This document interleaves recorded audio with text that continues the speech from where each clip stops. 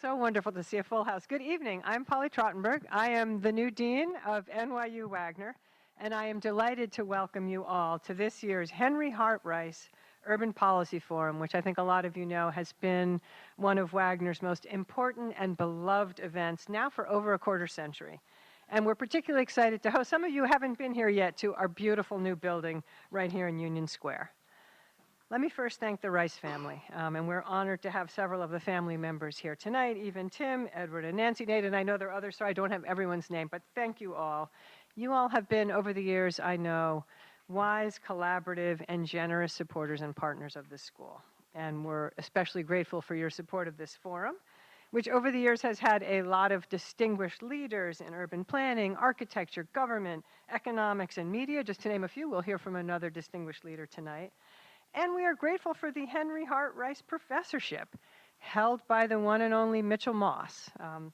Mitchell, thank you for all you do for this school and the city. Let's give Mitchell Moss a hand.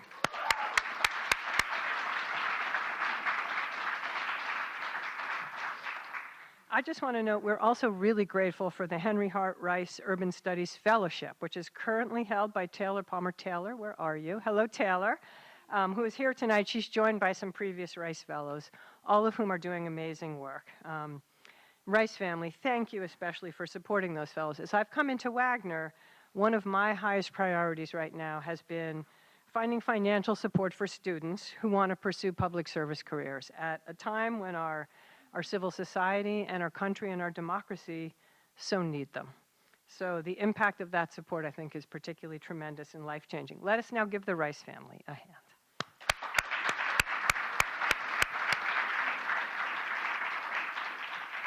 I think some of you know I bring to this role a lifelong commitment and passion for public service, deep experience at a lot of levels of government, most recently as Deputy Secretary of the U.S. Department of Transportation, before that 7 years in this amazing city as Transportation Commissioner. I know I have many fellow former and current city officials in the audience. Thank all of you for your public service. And I would say over the course of my career, I have seen that sometimes the most innovative and creative and bold ideas and solutions emerge at the times that are the most complex, challenging, and difficult. You know, moments like this. You know, an example I like to talk about in transportation for those of you that were here in New York during COVID. The restaurant industry was going under, and we made a bold decision in the de Blasio administration to just take a process which in New York took years and thousands of dollars and was incredibly complicated, and just open the gates up. And within a couple months, we had 8,000 new outdoor dining spaces. It helped save the restaurant industry. Oh, thank you. It helped save the restaurant industry. It helped save tens of thousands of jobs. And frankly, it brought some joy and community at a pretty dark moment in the pandemic. We took a lot of risks in setting that program up so quickly, but for me, it was a great lesson that sometimes risk-taking and being bold are sort of the prescription of the day. I think this is potentially one of those opportunities, because I think we would all agree one of the biggest challenges facing our city now and our country is summoning the political will, the financial resource, and I think the project implementation expertise to build affordable housing at scale. It is an urgent need. It is part of our political discussion at every level of government. So we are especially fortunate tonight to have the General Counsel of the New York City Planning Commission, Alec Schierenbeck, who is going to speak to us about housing and housing policy, and I think housing politics as well, at such a critical time in New York City. He's a fitting speaker, I think, to honor the enduring legacy of Henry Hart Rice, who was an innovator and a champion for urban areas. And of course, he understood the importance of real estate like no other. So he had a big footprint in the city. He helped transform New York in a lot of ways, from saving Carnegie Hall, developing Parkchester up in the Bronx, Fresh Meadows in Queens, and did a lot of work all over the city. And his impact, I think you can see in the legacy in his family. So at NYU Wagner, we are tremendously grateful again to the Rice family. We look forward to Alec's presentation, and I think an amazing discussion is going to follow. Thank you, and I will now turn things over to my esteemed friend and colleague, Professor Mitchell Moss. Thanks, everybody. Come on up, Mitchell.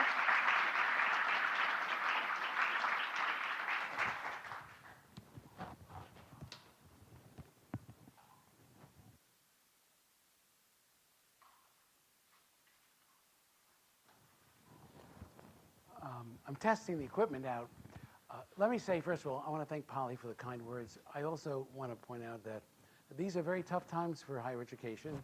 You never know what will be proposed. A ban on student loans, restrictions on international students, and they even have people who suggest what should be studied, which is even more striking.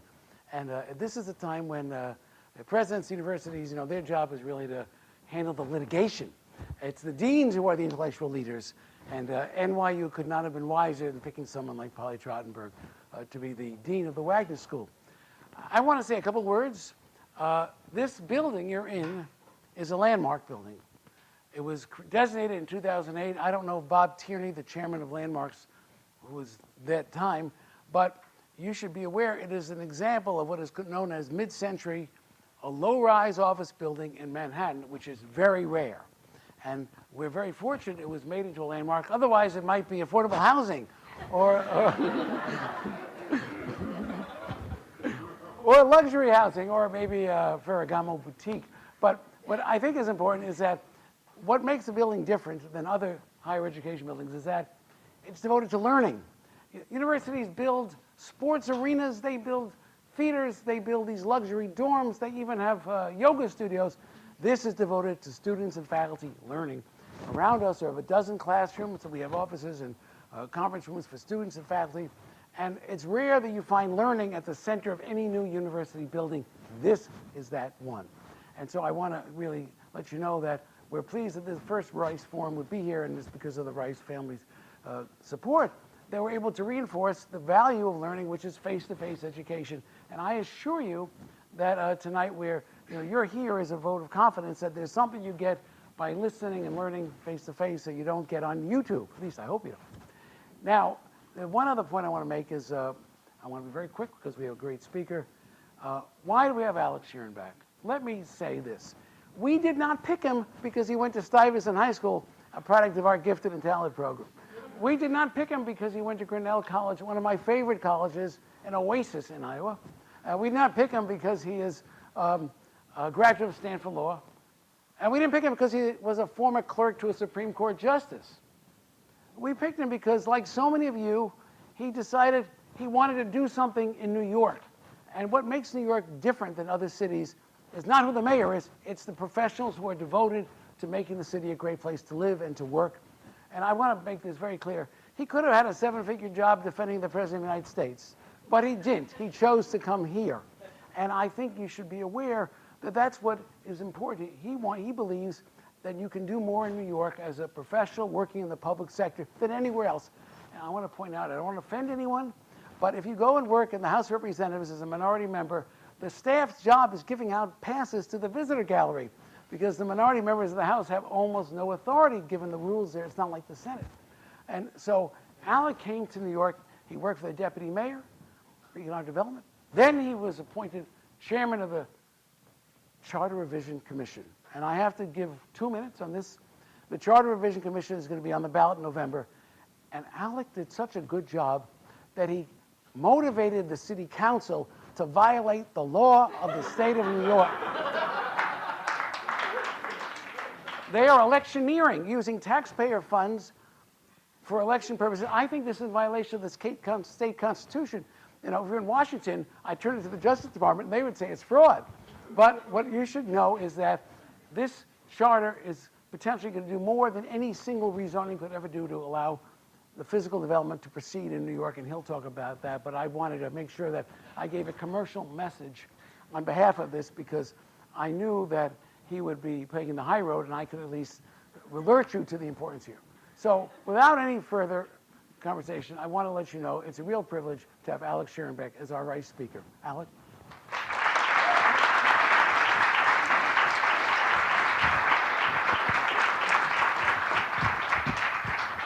Well, thank you. Thank you, Dean Trottenberg. Thank you, Professor Moss. It's really an honor to be here and a pleasure to be here with so many people who care so much about our city, but not enough that they're not watching the debate tonight, which is confusing. Let me say at the outset, because I try to be cautious and in an effort to be interesting, that everything I'm going to say are my views, maybe some of your views, but they are not the views of the Department of City Planning or the City Planning Commission, okay?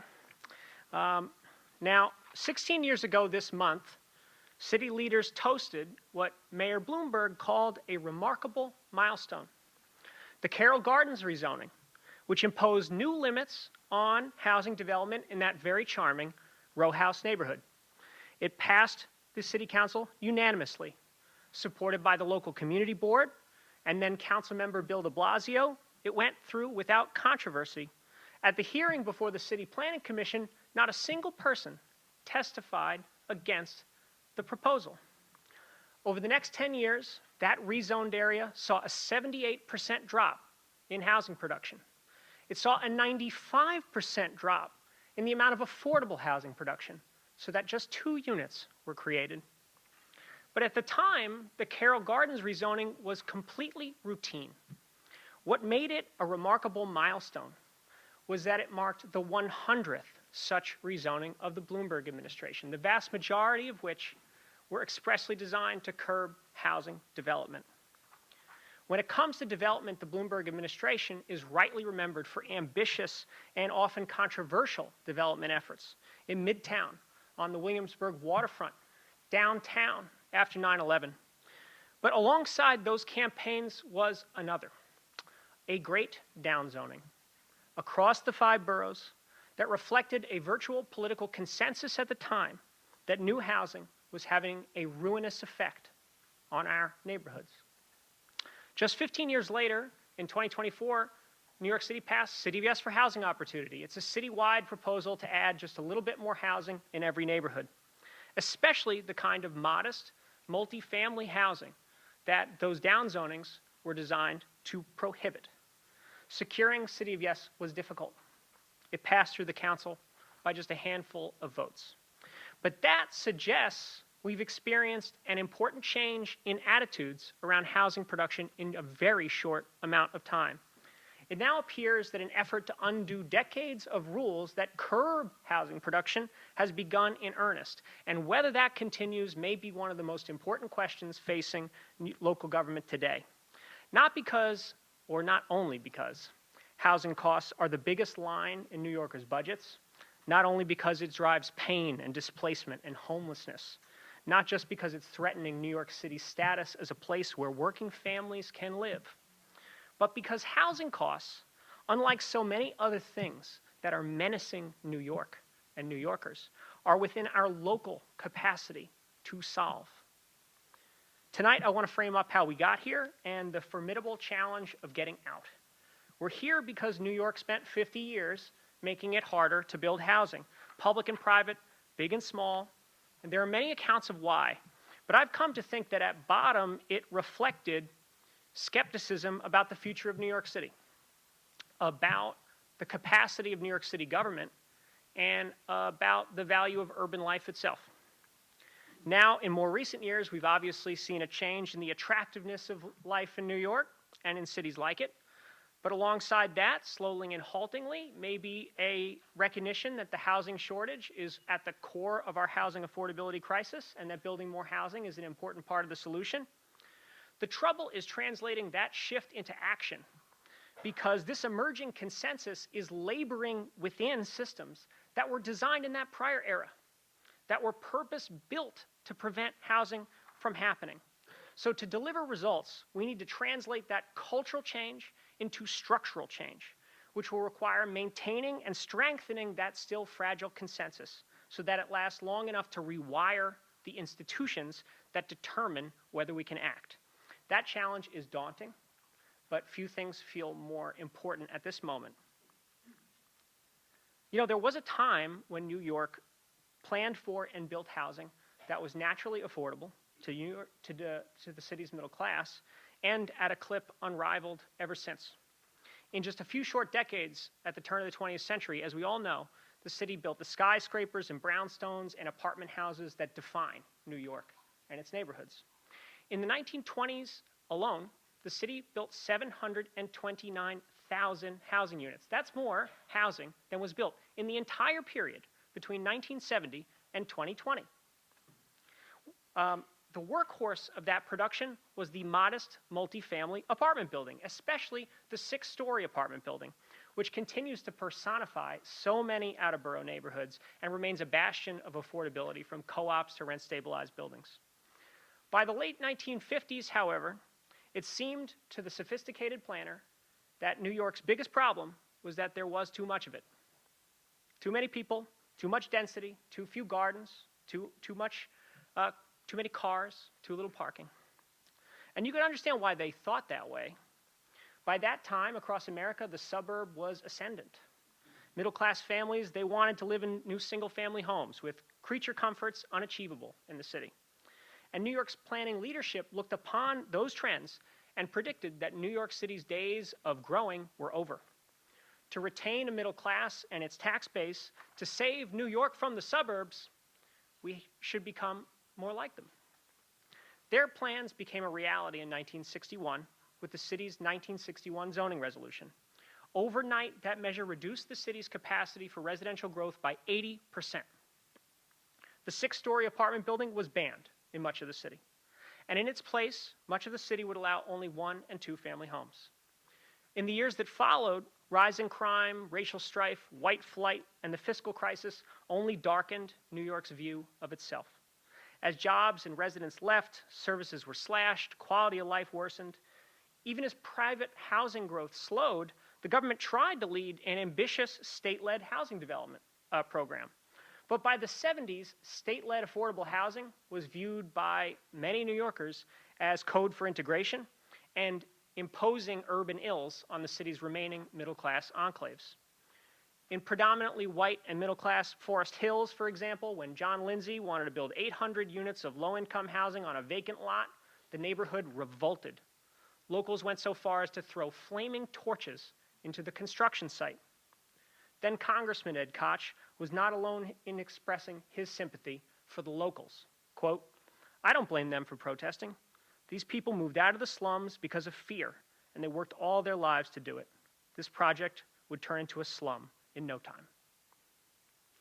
Meanwhile, as anyone who's read The Power Broker or pretended to have read The Power Broker can tell you, that period saw a different kind of neighborhood revolt against Moses-style centrally planned projects from highways to urban renewal, which were fundamentally anti-urban and still scar the city. That was the context in which New York City created the Uniform Land Use Review procedure. In 1975, exactly 50 years ago this November, when just 5 days before that election, New Yorkers woke up to the iconic headline in the Daily News, "Ford to City, Drop Dead." ULURP, which remains the bedrock of land use review in this city, came out of a panicked New York when city government seemed like it couldn't deliver, and when what it did deliver seemed like a threat. ULURP gets a lot of things right. It subjects big changes to local feedback and the views of experts and ultimately democratically accountable elected officials. But what was startling, even at the jump, was just how broadly its new strictures applied. Any change in a zoning district, no matter how small, the purchase, sale, or lease of any city land, everything had to go through the same political process. That sweep fit a city so skeptical of change and of City Hall that any public action seemed worth slowing down. Now, even in the darkest days of New York City's decline, the city's failure to add housing at scale had consequences. From 1978 to 1981, hardly a time of surging interest in New York City, the city's rental vacancy rate fell. Rents went up 26%. But as New York emerged into a new service economy in the 80s with media, law, and finance jobs inventing the yuppie, the city's policy was to convert the city's existing housing stock, not always, but often at the expense of low-income housing, to house those new folks. We now call that gentrification, but in the Koch administration, it was an unapologetic policy goal, let's be clear. For a city climbing out of the doldrums, that was comprehensible. We have to be sympathetic to these choices. Shouldn't New York want to bring back the middle class? Shouldn't New York want a tax base that could pay for all these quality of life improvements that we needed? But over his 12 years as mayor, the Koch administration's posture on this and so many other issues led to very deep distrust among low-income communities and communities of color. And it was in that context that the city last made major changes to the structure of its land use review. 1989 saw the city elect David Dinkins as first black mayor. It saw, perhaps relatedly, Staten Island's efforts to secede from New York City reach a fever pitch, and it saw a vote to adopt major revisions to the charter, including to ULURP. What happened was the Supreme Court declared the city's Board of Estimate unconstitutional, and the city had to figure out how to change its land use review procedure, which at the time had the board at the end. The board structure encouraged a very broad perspective on land use issues. Citywide officials held a majority of votes, and the smallest jurisdiction represented was the borough. Now, the framers of the 1989 revisions, they understood that in a legislative body, it is the natural tendency of members to defer to one another on matters affecting only their districts. This meant that giving the board's power to the council over land use might lead to what Mayor Koch warned was land use paralysis. So the 89 Commission's initial plan was to give the council power over only citywide land use issues, but not to specific local projects, which they thought might fall victim to parochialism, as local political considerations outweighed the benefits of a project to a broader city. But the response to the proposal was fierce, including among communities of color that looked upon Mayor Koch and what was then an overwhelmingly white political establishment and feared city action without local support. So the commission ultimately gave to the council final authority over all land use decisions, from urban renewal plans to local zoning changes, no matter how small. The result, as the Citizens Housing Planning Council has explained, was an immediate drop in the number of rezonings that added housing. In fact, there were more changes to unlock housing in the 1980s, prior to charter reform, than in any decade since. That fact is almost incomprehensible to me, given how the boom in demand that followed the 80s should have incentivized many more changes to unlock housing. Now, before you shed a tear for the real estate industry for spending 50 years in the wilderness, let's get a few things straight, okay? Throughout this period, many large real estate players were still doing very well. Even as housing growth stagnated, they continued building offices in Manhattan at a dizzying pace. And large players could afford the lobbyists and lawyers and consultants that you need to navigate a Baroque process. It's the smaller builders whose projects can't sustain those costs, who could never hope to navigate the opaque political process of land use, that lose when the process becomes a Rube Goldberg machine. Likewise, while some of these reforms were intended and completely we can understand why, to empower marginalized communities, in practice, it has been the most politically powerful neighborhoods that have wielded this process most effectively, as unfolded in the 2000s. By then, the desire to live in the city, fueled by job growth and falling crime and improved quality of life, made it screamingly obvious, at least to the technocrats, that we actually did need to build some more housing. Mayor Bloomberg's 2007 Plan YC proclaimed that the city needed between 300 and 500,000 homes by 2030. But even as the mayor pursued major rezonings to help achieve that goal, especially in former industrial neighborhoods where fewer people lived, so the politics of trying to unlock housing there were easier, these changes were paired with that wave of downzonings we discussed, designed to curb modest multifamily construction, especially in wealthier and whiter neighborhoods. The city never estimated the effect of these downzonings at the time. As an aside, environmental review makes you estimate how much you might add, but if you're just subtracting, don't even bother, which surely made the dissonance between its housing goals and these actions very easy to ignore. But according to one recent study, from 2002 to 2015, these actions took 13,000 acres of land, which is nearly the size of Manhattan, and banned apartment buildings, allowing only 1 or 2 family homes in their place. In some neighborhoods, the push for these changes included darker motivations, like fear of how emerging immigrant communities were changing neighborhoods, as in Queens, where a Guyanese settlement helped spark a downzoning in Richmond Hill. But those downzonings also had the effect of stamping out small builders, including the immigrant builders who had been delivering those homes for their communities. Now, some downzonings, again, let's be clear, did have very legitimate planning concerns and were motivated by legitimate skepticism that city government lacked the capacity to deliver the investments like schools and sewers and public transit that have to accompany growth. After all, the city, which had been on economic life support for so long, had done a crap job at maintaining the infrastructure it had, let alone making new investments to support growing neighborhoods. So you can understand why a neighborhood might be worried about adding all these new folks. As the crisis accelerated, the de Blasio administration, to its very great credit, put a halt on the downzoning wave. And by the end of its tenure, it advanced 2 landmark plans to enable additional housing in wealthier neighborhoods, Gowanus and the Soho NoHo plan. Gowanus, notably, being in the exact same community that had championed the Carroll Gardens rezoning just a decade before, which I think underscores just how quickly some of these sentiments have changed, even at the local level. Why perspectives have changed is harder to say. To be sure, in the last decade, more and more research has concluded that new housing development lowers rents, that even market rate construction helps lower rents in nearby neighborhoods, that new housing frees up homes for low-income families, and that the places that are keeping housing costs down are the ones that are building more. But the idea that New York's housing crisis is rooted in a shortage of housing is hardly novel. Since 1960, state law has defined our housing emergency as a shortage of housing. Policy changes have helped turn the tide. The de Blasio administration's mandatory inclusionary housing program, which requires most significant development to deliver a portion of permanently affordable housing, has helped assure communities that everyday New Yorkers will benefit from growth.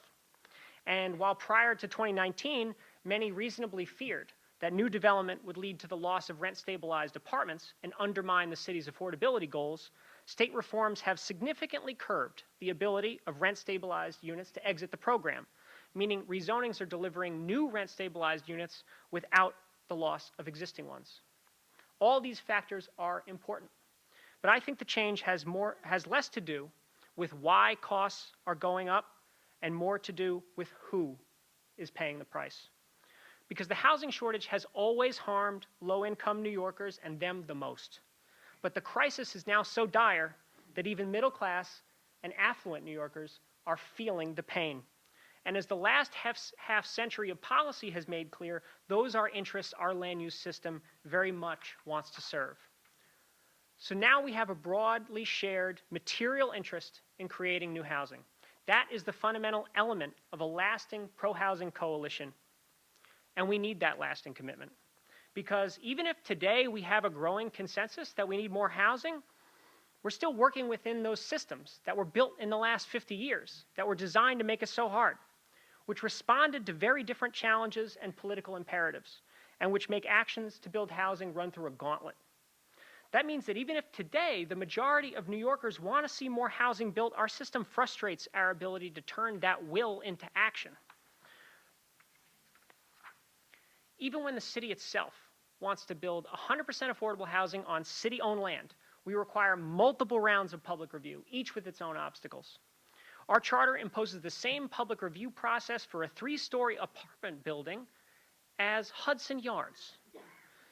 And that means smaller projects can't justify the costs and delay and risk, and they don't even start the process, even if communities would welcome those kind of incremental changes with open arms. And member deference, which was feared but not intended in '89, walls off whole sections of the city to new housing and new affordable housing. Because by making the political calculus of the local member the decisive factor, irrespective of citywide support, housing is made impossible to build in the parts of the city where it is too politically toxic to say yes. The result is that while the top 10 council districts today average about 750 units of affordable housing a year, the bottom 10 average 3.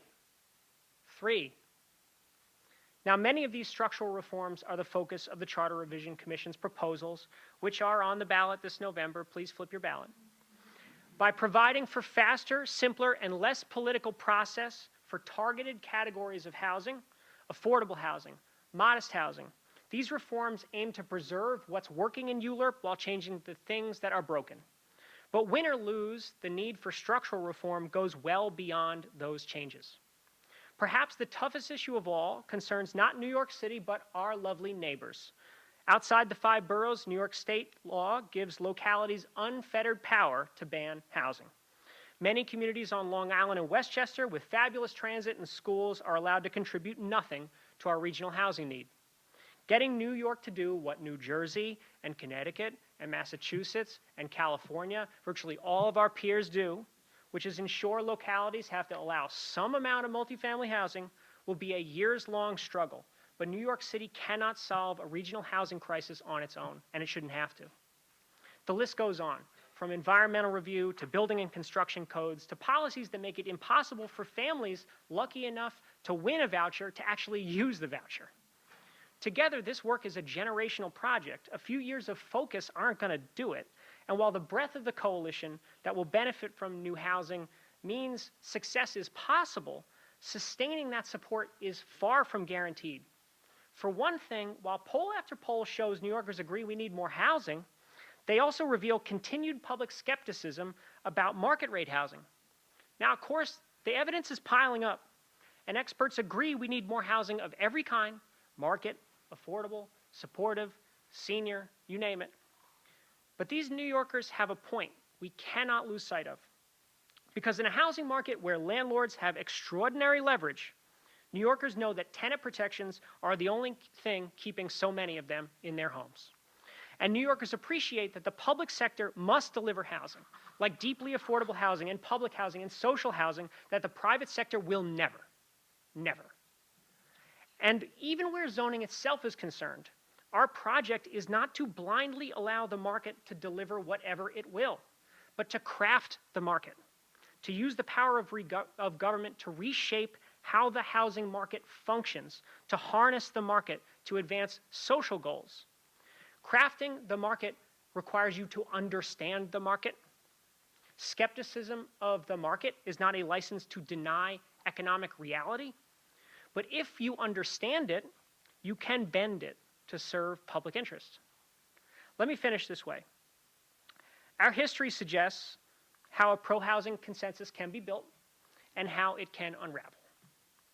Our housing shortage came because we did not believe in New York City anymore. Now people all over the country and the world want to live here. That's what's taken our shortage to a level of crisis. So many people believe in New York and what it could mean for them that they're willing to outbid each other for the right to live in a closet. And so there is a paradox at the center of our affordability challenge. The way to make New York City more affordable, to convince New Yorkers that we can break out of the politics of scarcity, is to double down on desirability, to prove that the people coming here are making the right choice, that city government can keep making lives better, to do what Dan Doctoroff called the virtuous cycle of successful cities. Our past tells us, however, that without a commitment to shared prosperity and to public sector capacity, that virtuous cycle is unachievable. Because without a credible commitment to shared prosperity, New Yorkers will justifiably fear that change is for someone else, and they have more to lose from change than the status quo. And without a relentless focus on the public sector's ability to deliver better transit and better schools and sewers, then new housing won't be paired with improvements in quality of life. And New Yorkers will sour on the growth that should pay for those improvements. But if we do those things and we build more housing, then more people will believe in New York and more New Yorkers will want more of it. Thank you.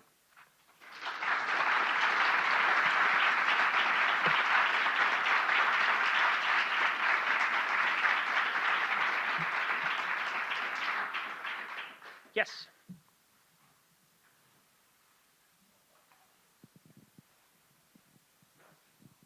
Thank you.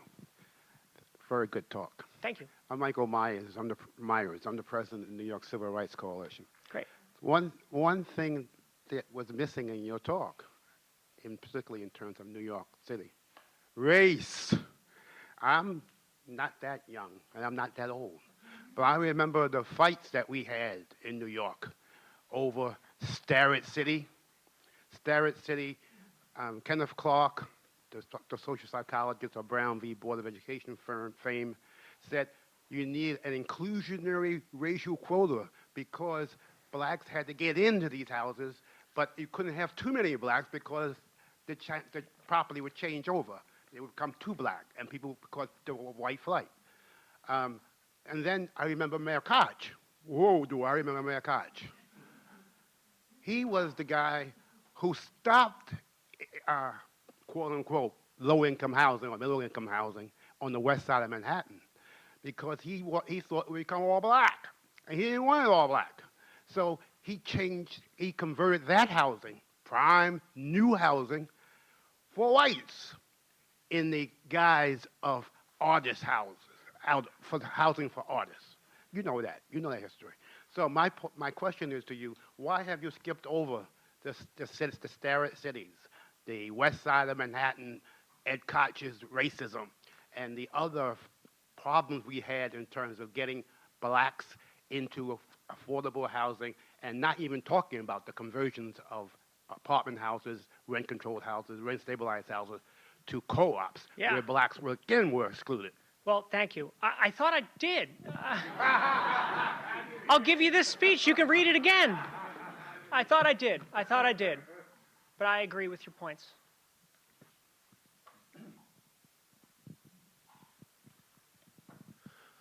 Alec, what do you make of the current litigation which is opposing the ballot proposals 2, 3, and 4 on many grounds, among them that the process has skirted a required environmental review, and also that the language of the proposals is not, does not meet the neutrality requirements of the election law? Yeah, sure. Well, we were just in court yesterday and won in court a suit brought by Nicole Maliotakis and Bob Holden and the usual suspects to say that, this charter revision process had to go through environmental review before it could go to voters, even though every single project that will go through any of these processes is going to be studied under the exact same environmental review laws that apply today. And I think that's maybe why the judge bounced it, ruled from the bench, thought it was laughably meritless, and we agreed. And as for the idea that these questions are misleading, I'll say that accusation was made. There was a time when anyone could have filed a lawsuit to challenge the wording of those questions. Nobody did. Not even Bob Holden. And instead, what they did was try to arrange a backroom deal with Frank Seddio and Republicans on the Board of Elections. See, I'm speaking for myself, right? To try to block that at the Board of Elections. So I think that the legitimacy of the wording of the question speaks for itself, because nobody even tried to go through the process that was an appropriate route for the challenge. They tried to shiv it in the back door, in a back room, I should say. And so that flopped, and the environmental lawsuit will also flop. And we're confident on the merits. Sorry, I'm a little worked up about that lawsuit. Oh, yeah. Hey. Yeah. In reading some of the material that's come around the ballot measures, especially Furman, so appreciate you all. One of the things that's come up for me is specifically on the aspect around R6 and the moderate change. Yeah.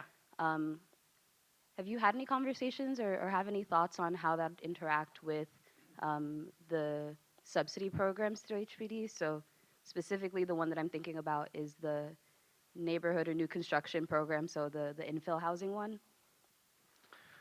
Well, we've talked to HPD about all of these proposals and sounded them out. The question relates to question 3 on your ballot, which creates a simplified process for modest changes, okay? And you might be saying, well, what the hell is a modest change? Well, we defined it, don't worry. And in a medium or high density neighborhood, you can get a bump of 30% or less, right? By going through an alternative review procedure that's not ULURP. And the reason, I'm gonna get around to your question. And the reason is because when we looked at everything that's been in ULURP over the last 10 years, there wasn't a single proposal in the last 10 years to get a bump of 30% or less. which I think underscores the point that the process we have right now, which is one size fits all, is categorically prohibiting the kind of incremental and organic changes that New Yorkers might really like to see, and delivering only like doubling and tripling of capacity, things that communities find it hard to grapple with, right? So we do think that most of these 30% bumps, virtually all of them, and we have a FAQ online, you can see a table where we outline this, virtually every one will allow the city to actually map the mandatory inclusionary housing program, which then allows us to deliver permanently affordable housing in those spaces. And that's compatible with a range of HPD term sheets, whether it's the program you're referencing or others that can help deliver affordable housing. So we think it's a nice way to get a little bit more of everything, but also have the opportunity to map MIH, especially in places like Manhattan and parts of Brooklyn, where today MIH is actually not widely mapped, despite it having been created some time ago. Yep. So you mentioned Bob Holden. Last time around, City Council member Bob Holden filed complaints against the City Council doing mailings opposing charter revision, arguing that they're not allowed to use city funds for that purpose. Yeah. And whatever happened to those complaints? And then on the issue, which is before the public this time around, on member deference, should a single council member be able to control the outcome of zoning issues? Yeah. So on the city council mailer issue, I think Professor Moss basically covered that one. On member deference, like, you know, that's an issue that many of these proposals that are on the ballot are trying to get at. You know, it's a hard thing to get at because member deference is a practice. It's not in the charter. It wasn't intended. It developed over time. It's very interesting if you look at the history. You know, the charter's amended in 1989, and we don't have member deference immediately because we had a very powerful speaker and a different set of expectations around development. It really arose in the 2000s slowly, and then by the end of the 2000s, it's really cement. So it was 16 years between 2009, the last time a housing proposal was approved through ULURP over the objection of the local member, and the most recent such incident, which just happened last month, which was exciting to see. And so these proposals get at it indirectly. The most direct response on the ballot is question 4, which creates what's called the Affordable Housing Appeals Board. And it says that for projects that directly facilitate affordable housing, whereas ULURP today ends with the council, then a mayoral veto, then a council override of that veto, we would abolish the mayoral veto and the council override of that veto. And after the council goes, if an affordable housing project is rejected altogether or cut down, there'd be an opportunity for an appeals board to weigh in and maybe give that project a second lease on life. And on the appeals board are the local borough president, the mayor, and the speaker. And if 2 out of those 3 agree, then the project could be revived. So that's the most direct response to member deference on the ballot. Yes? In that case, though, where you have that appeals board, let's say I'll just use Staten Island as an example, right? Let's say, you know, assuming the council speaker, you know, next year is going to be a Democrat, the borough president in Staten Island is going to be a Republican. You know, if the mayor and the council speaker are still trying to play nice with the, you know, borough president, couldn't you still see a situation in which that housing would get rejected anyway? Absolutely. Yeah, no, look, these are just changing the structure of review. If there's a political consensus to not build housing, no structure is going to get around that, and nor should we want a structure that's going to make it impossible for democratically accountable elected officials to choose. And the appeals board may be particularly ineffective on Staten Island for certain political dynamics.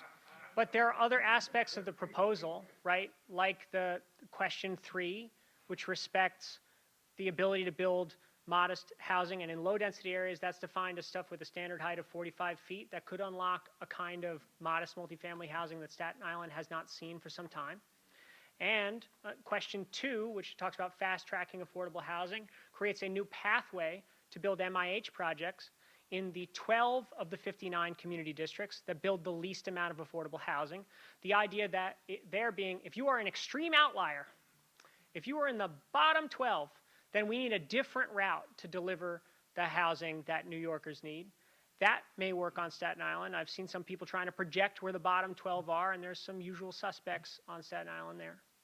So, you know, these proposals kind of fit together to try to address the various challenges you see across the city. And just a second question. In terms of the total number of affordable housing units that could kind of be impacted by any of these charter revision, you know, ballot proposals, what are we talking? Like, you know, 10% of all I'm just trying to get an understanding. No, I understand why you're asking. We asked internally, but the answer is this is really hard stuff to prognosticate about, because we're not making, if all of this stuff passes, nothing is legal tomorrow that isn't already legal today to build. This just changes the process through which someone asks for permission. And so you can't easily prognosticate how the different set of checks and balances and considerations and officials is going to lead to a change in housing. We actually thought about it and tried to do some numbers, and we kind of thought internally that the numbers were so crappy, so laden with assumptions, that it was going to shed more smoke than light. So I'm sorry. Yeah. Alec, thanks so much for a very thoughtful and thought-provoking talk. I want to go back to the question of race, though, because there's a certain irony in we have tons of evidence about both the discriminatory motives and the discriminatory effect of limiting housing supply, right? But we also get a lot of concern, and the City Council is playing on this fear about the effect that more housing will have on the demographics of communities, the exodus of Black families and other families from New York City, and those kinds of issues. And so it really challenges us to think about, as we think about structural changes, how are we going to address that fear of displacement or of disparate effects, again, on the basis of race? Yeah, totally. Look, I think that the status quo doesn't have a great defense here, right? So the districts that are building are overwhelmingly Black and brown. The districts that are not building are overwhelmingly white. The districts that are building are overwhelmingly wealthier. The districts that are overwhelmingly low income. The districts that are not building are overwhelmingly wealthier. So that's today's picture. And I think we need to try to make the case as much as possible that the benefit of adding new housing really does reduce this displacement pressure, because those are facts, right? But you also need, as I was trying to say, to have a government that has a credible commitment to shared prosperity that goes beyond housing. If the city leaders don't have that trust with communities, then the housing consensus will fall away. And so, you know, how you deliver that consensus, that can be a lot of things, right? That can be about how you pay for daycare. It can be where you roll out new transit, right? It can be, there will be so many ways to convince New Yorkers that you care about them and that growth is going to be equitably distributed. But I don't think we can ask housing production has to guarantee, like through MIH, that, you know, New Yorkers are going to see themselves in development, but it also can't be the be-all and end-all of the equity goal, because New Yorkers' needs are multifaceted, and to build that trust, you have to hit them from every angle. So there's no simple answer there, but that's how I'd try to address that problem. Yeah?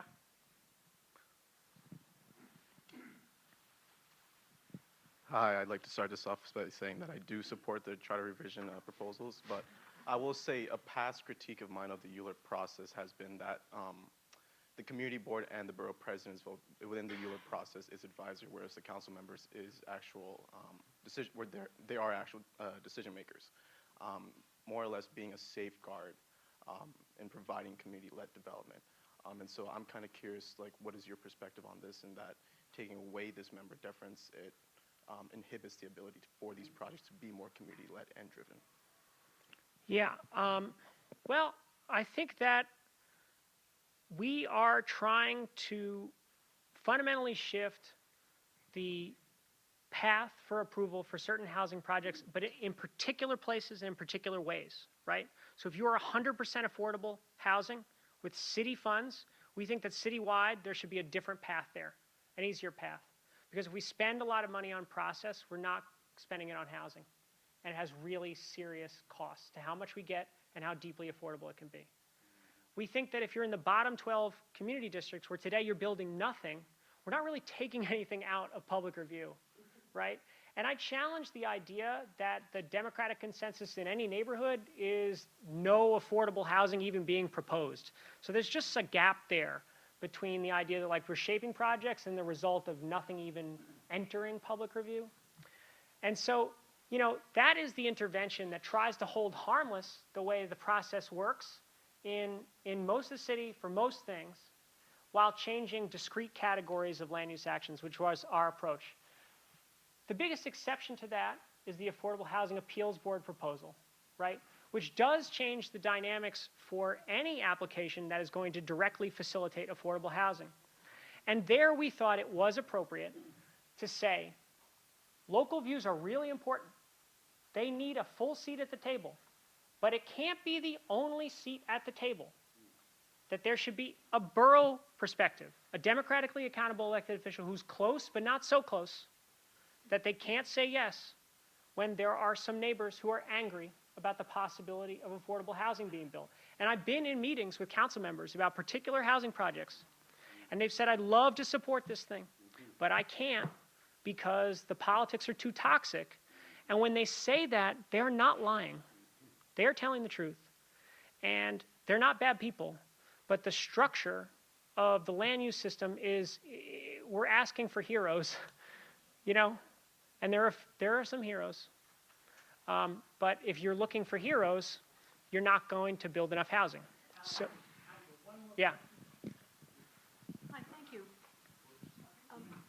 I'm delighted to hear from you tonight. I spent 32 years in the government, so you kind of took me through my own professional history in a certain way. I predate ULURP to the point that it was going to be called Standard Land Use Review Process. Slurp? Slurp, which is, hence, it wasn't seemly enough for this august process, so it became ULURP. I'm imagining that the commission, you had to find consensus among commission members. My question for you is, do these questions go far enough, given the crisis in housing that you've enumerated so clearly and so thoughtfully tonight? Well, let's see if they And if not, pass. where would you like them to go? Yeah, let's see if they pass, because, you know, we were not thinking like, what is the platonic ideal of a land use procedure? We were thinking, you know, what's the most we can do? What's the most we can do? And there are reasons right now to think this stuff isn't going to pass, right? There's a lot of work being done out there to make sure they don't pass. And so, I don't know, let's talk like in November about whether they went far enough, you know? Well, I mean, I'll just say one more thing. There are other proposals that were seriously considered by the commission. If you go back to the preliminary report, which is another like 100-page plus document that if you have time you can look at, where we sort of talked about all these other options that were on the table at the time, including a lot of people who were asked for a kind of more comprehensive planning approach, which excited a lot of people on the commission, but there wasn't full consensus there. And we thought of our proposal, question 2, which leads to a fast track for affordable housing in the bottom 12. We thought of that as sort of a bridge, maybe, a bridge to a more comprehensive planning requirement of the kind New York City used to have in its charter, but which New York City never adopted any comprehensive plan, even though it was required. So that made us wonder whether we should go down that road again. I want to thank Alec for giving us such a terrific explanation of what New York needs to do. I want to thank everyone here for coming. We have some refreshments at the back, and Alex has assured me that he's not stopping right now, but we're going to end the formal part, and he will respond to questions if you want to come up right now, and also you could have a drink or something to eat. But I want to thank you for everyone in the room. You did a great job. Thank you so much.